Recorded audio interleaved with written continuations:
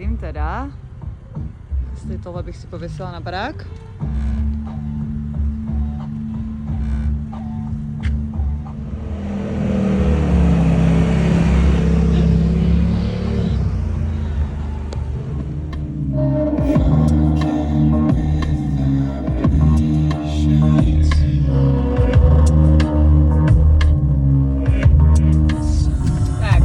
Nacházíme na cestě Harley, ale píše se to Hurley. Žádného Harleya tady pochybuju o tom, že potkám. A odhaduju, že to bude tak 60 km tady po této cestě, abych se zpátky vrátila na Barbenton, což úplně nepotřebuju, ale nevadí. Jo, přece ten offroad, v uvozovkách offroad, potřebuju někde natrénovat, ne?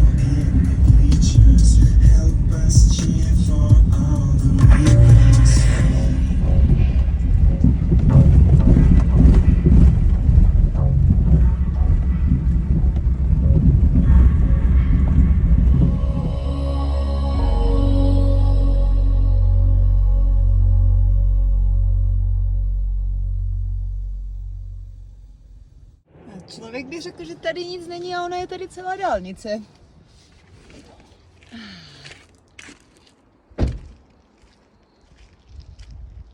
To se mně líbí, že někam jedeš, nevíš kam a stále někoho potkáš. A tady je nádherná mapa. Whistler, co je hodně známý, je někde asi tady, pak je Pemberton a já jsem pokračovala tady přes Joffrey Lake, Duffy Lake až po Lillooet, kde jsem zůstala asi 3 dny. Ale už tady v Pembertonu mě strašně lákala tady tato cesta. A říkám, ne, šetři. Prostě pojedeš tadyma a budeš pokračovat na Cache Creek a tam na tu cestu, kam já potřebuju. No, takže po 3 dnech, co jsem se tady strašně bavila, tak jsem stejně vyjela tady tuto cestu až na ten Gun Lake. No a jak na svinu zrovna tady vede ta cesta, která není ani na mapě, protože je to Service Road Harley, no tak si to zase dám zpátky do Pemberton, abych zase jela sem do Lillooet a pak pokračovala dál. No, neušetřím na benzínu, však mě to říkali naši, nikdy nešetři na benzínu.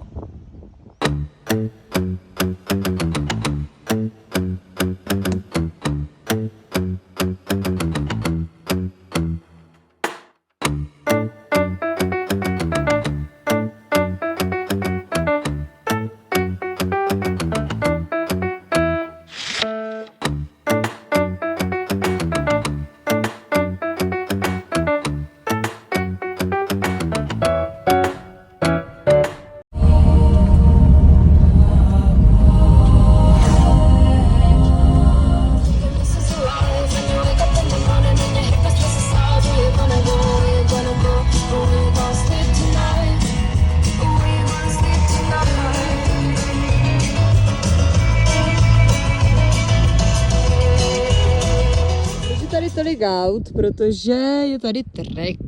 No a kolikrát já se sem vrátím? Nikdy. Takže ho jdu. Pokračování v jízdě příště. A ať celý den nesedím na řiti jenom v autě, tak jsem si vyběhla tady ten Semaphore Lakes, neboli 3 lajky za sebou. No tak musíme první najít. V dálce Červené hory, odkud jsem přijela a teď přišla tady odpočinek na výhled na další hory, Plzeňno zasněžené, a poslouchejte ten zvuk vodopádu.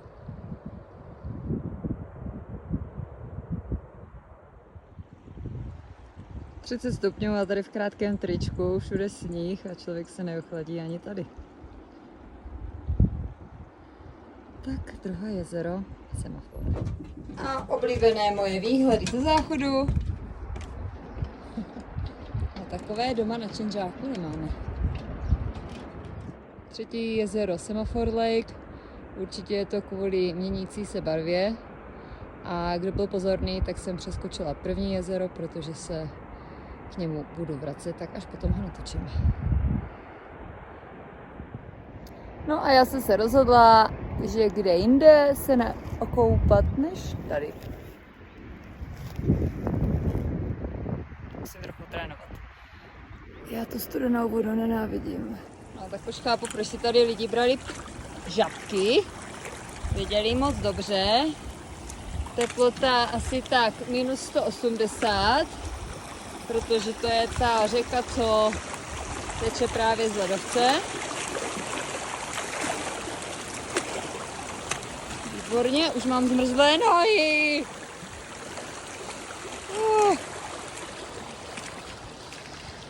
Umrznu.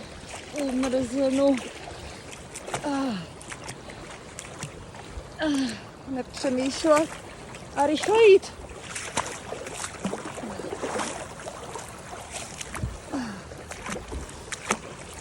Jo.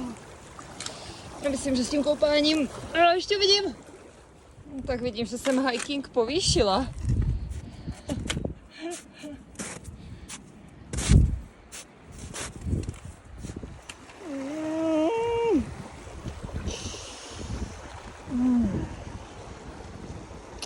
To je taková nádhera, že se můžeš okoupat v ledovcovém jezeře. Ano, je to nádhera. Mám nervy, že to nepřejdu, jak je to studené. OK, jsem hrdinka. Je to teplé. Vinhof by na mě byl pyšný.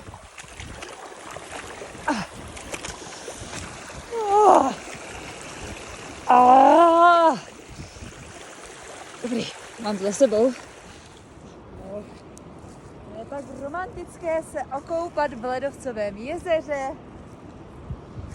To je strašná romantika. Úplně romantická chvilka. Dělám to jenom protože všechny community center jsou momentálně zavřité, protože je neděle. A já se nemám kde osprchovat.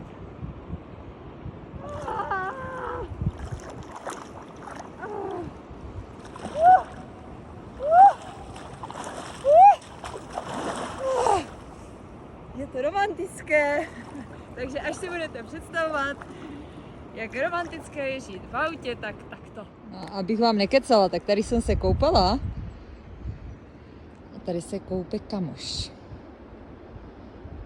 Ledovcový. Tak u jezera číslo 1, semafor, si dám tady tu unavenou svačinku, protože já jsem unavená a musím se dostat tady z tohoto místa někam do města. Jako má to výhodu, když máš auto zaprášené, protože dostáváš tady telefonní číslo.